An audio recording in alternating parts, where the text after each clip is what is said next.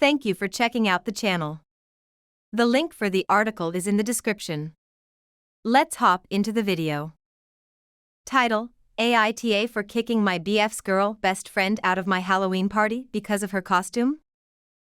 Hi everyone, I'll cut to the chase. I, 19F, had a Halloween party over the weekend. I invited my boyfriend, 21M, and a bunch of our friends over, including his girl best friend. I will call her Agatha. My boyfriend and I had decided to dress up as Peter Pumpkin Eater. If you haven't seen the costume, the guy wears a shirt that says Peter and the girl dresses as a pumpkin because, well, you know. I was pretty excited just because I thought it was a funny and cute costume. Agatha texted me the night before the party and asked what my costume was going to be.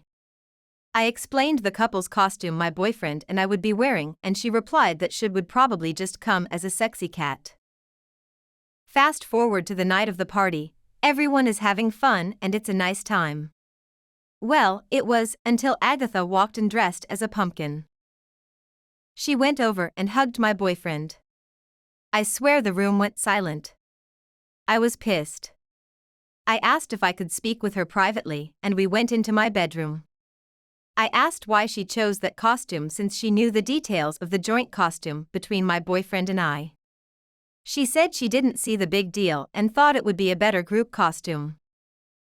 I told her I didn't think it was funny and I would prefer that she change. I offered her a witch costume that she could borrow for the night. She turned red and started to yell that I don't get to control what she wears. I told her that she was disrespecting my relationship by insinuating that my boyfriend and her have sex. She kept screaming about how it was funny and I needed to lighten up. I ended up asking her to leave. She stormed out of the house and I returned to the party. The mood had shifted and the night felt ruined.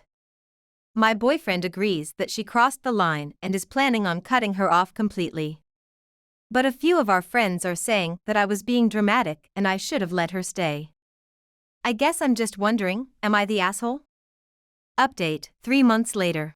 Well, I have an update. I meant to post one a few months ago, but I really needed time to process the events that occurred after this whole ordeal. I'm glad I waited though, because you all need to hear this one. Many people pointed out that my boyfriend must be sleeping with Agatha since she went absolutely bonkers for seemingly no reason. I thought since he immediately took my side and blocked her on everything that you were wrong. Well, it was me who was wrong. It turns out that Agatha and my boyfriend have been sleeping together for months and they were just really good at hiding it. Until she decided that she didn't want to be his mistress anymore. I found this out when I was at his house and hanging out in his room. He was showering after a workout and I heard this vibrating noise. He had taken his phone and mine was right next to me so I couldn't figure out what it was. I opened his bedside table drawer and found a second phone. My gut told me that something wasn't right. Why would he have a second phone? It didn't take me long to guess his password, 1234, really, and my fears were confirmed. There was a missed call from Agatha. I looked through the messages and found out the truth. Not only had they been sleeping together, she recently found out that she was pregnant.